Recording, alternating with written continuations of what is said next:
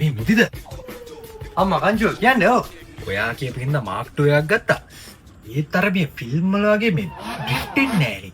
එහෙම මේ ඔය කියන විදියට ස්ටොප් තියාගෙන ඩ්‍රිෆ්ට් කරන්න බෑ මචං. සාමාන්‍යයෙන් R2JCක් 1JCක් බස්සලා R154 ගියර් බොක්ස් එකක් දාලා මැනුවල් කරලා ඊට පස්සේ ළමනේ ලින්ක් ECU එකක් දාලා ලින්ක් ECU ස්ට්‍රෝම් එකක් දාලා ටියුන් කරලා ස්ට්‍රේට් පයිප් කරලා පැට ගොඩක් තියනවා කරන්න. හරි හරි එහෙනම් මම ඒ ටික වර්ක්ෂොප් එකට දාලා කරගෙන එන්න. ආලි ඉතින් ඔයා කියපු ඔක්කොම ටික කරා. ඒ තාම ඩ්‍රිෆ්ට් එන්නේ නැහැ. අර ෆිල්ම් වල වගේ එහෙම එන්නේ නැහැ.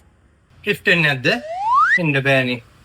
R154 LTEC සූට් කරා ඔක්කොමත් කරා 2JC නේ බැස්සුවේ. Twin turbo single victor work කරලා ඩවුන් පයිප් එක උදා ස්ක්‍රීම් ඇන්ටිලා ඔක්කොම හරිනේ. සෝරි LSD කරන්න ඕනේ.